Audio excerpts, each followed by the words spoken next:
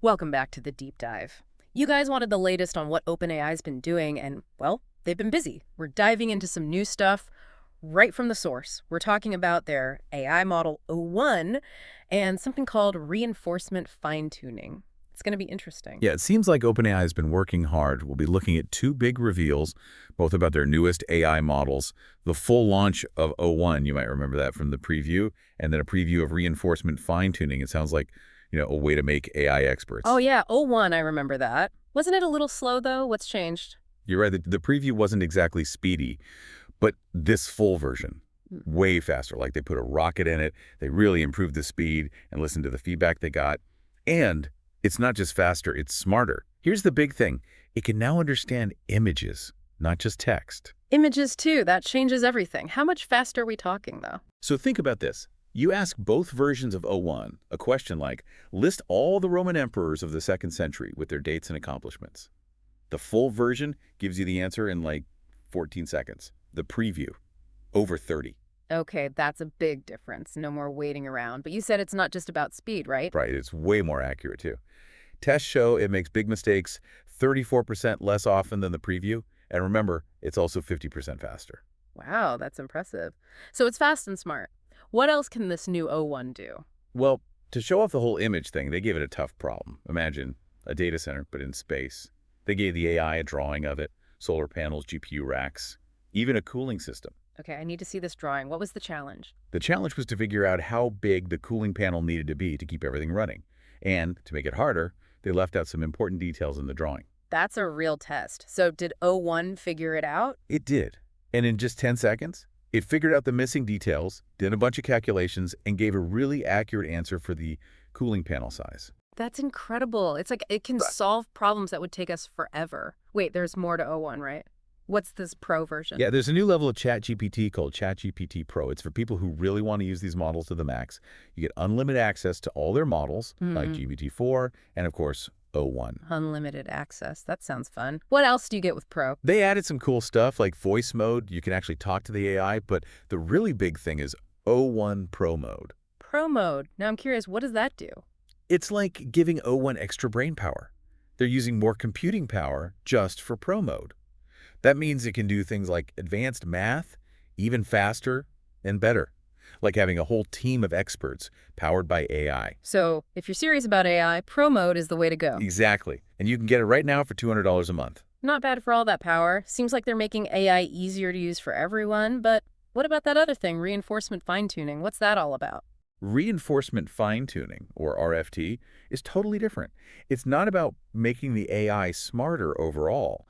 It's about teaching it to think differently, like giving it special skills. Okay, now we're talking. How do you teach an AI to think differently? Imagine taking one of these AIs and making it an expert in something specific, like law or medicine. That's RFT. It uses something called reinforcement learning to teach it how to think like a specialist. Like sending it to school, but it learns from examples, not years of classes. Yeah, and here's the crazy part.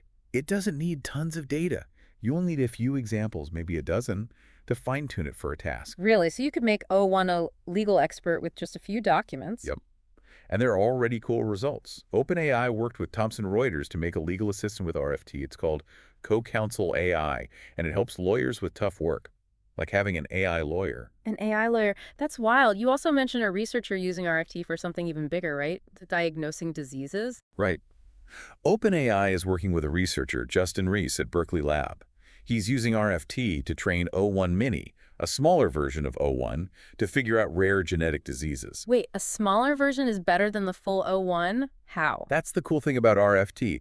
By focusing it on one task, like diagnosing diseases, they made an AI that's even better than the full O1 at that one thing. That's amazing. Diagnosing those diseases is super hard, even for doctors. What data are they using to train it? They're using information from hundreds of scientific papers on rare diseases. The papers have details about patients, symptoms, genetics, and confirmed diagnoses. They use all that to teach O1 Mini how to spot the patterns and connect symptoms to possible genes. So it's like learning from all these doctors who wrote those papers. That's powerful. It is. The training is really interesting. They give the AI a patient's symptoms and genetics. It has to figure out which gene is probably causing the problem. Then, using reinforcement learning, they tell it if it's right or wrong. Like a game, but with real-life results. I'm hooked. Yeah. So how good is this O1 Mini at diagnosing compared to a human doctor? It's early, but the results are great. O1 Mini is doing better than the full O1 and is very accurate at finding the right genes. And it doesn't just say, this is the disease. It gives a list of possible genes and explains why it thinks so, just like a doctor. That's incredible. That explanation is so important. It's not just a mystery answer. It helps us understand how it got there. But this RFT thing, it's not just for law or medicine, right? You're right. This is just the beginning. You could use RFT for a lot of things. It could change how we solve problems in a lot of fields. Okay, now we're talking. What else is it good for? Well, they're getting good results with biochemistry, using RFT to make new drugs faster. Imagine using AI to quickly find new medicines. That's huge. That's amazing. Anything else? In AI safety, they're using RFT to make sure AI is safe and ethical. And believe it or not, even in music, they're using it to help AI compose music. It's really expanding what AI can do. It sounds like RFT is going to change everything, but is OpenAI keeping it secret?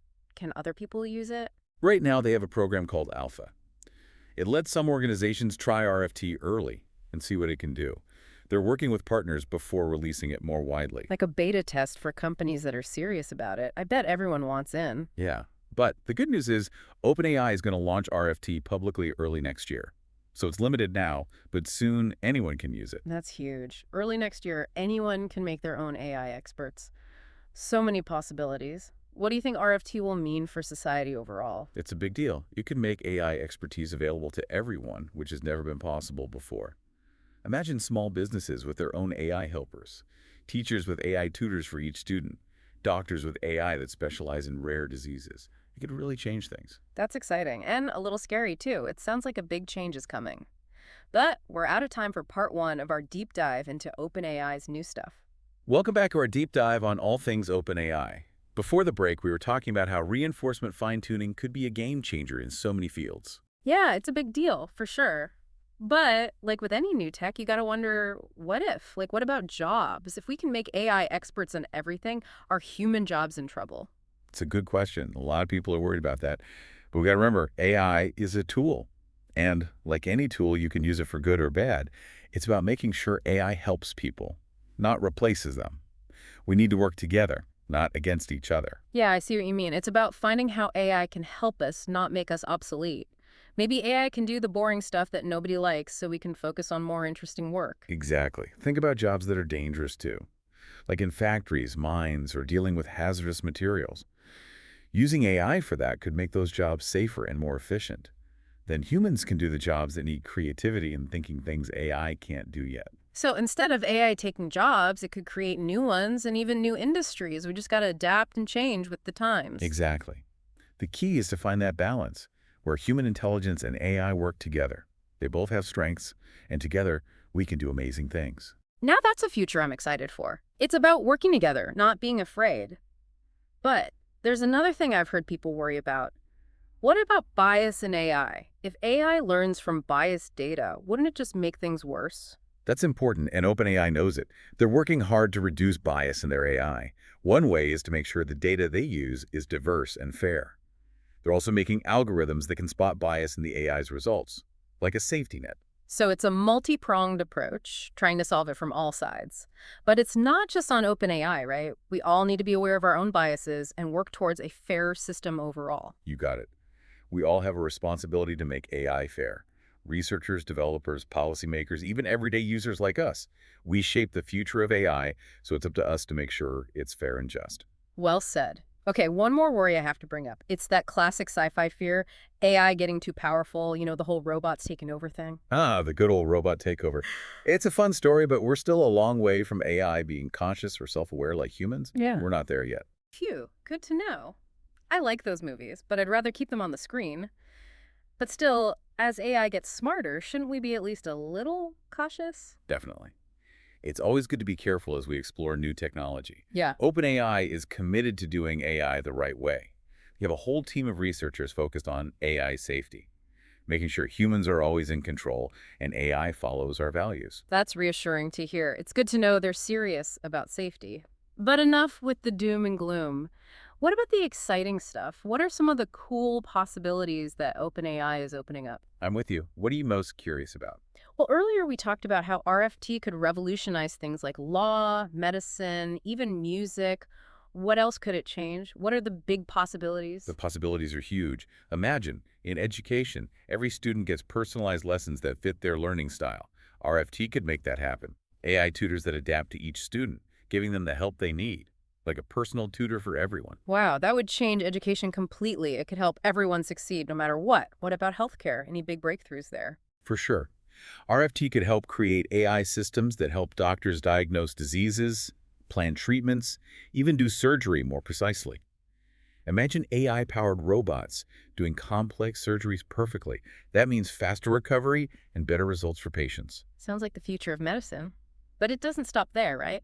Could AI help us solve some of the world's big problems, like climate change? Exactly. Think about using RFT to make AI that helps us fight climate change, use less energy, create less waste, and find more sustainable solutions.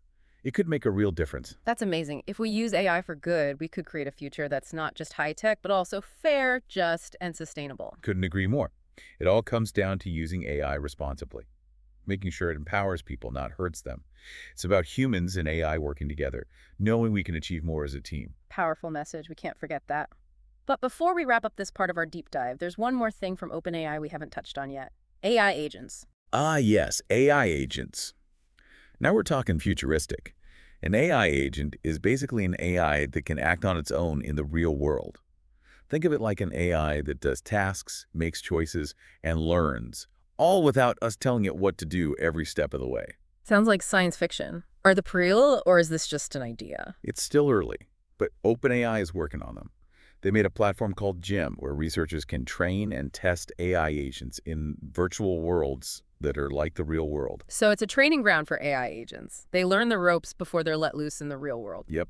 And they've gotten good results. They even trained AI agents to play video games like Dota 2 at a professional level, even beating some of the best human players. AI that can beat us at video games. That's cool. But what about real world stuff? What could these AI agents do for us every day? Lots of things. Imagine AI that manages your schedule, books your trips, even does your online shopping, all while you do other things. You can handle all the boring stuff, giving you more time and energy for important things. That sounds amazing. But I gotta admit, I'm a little nervous about letting AI do all that.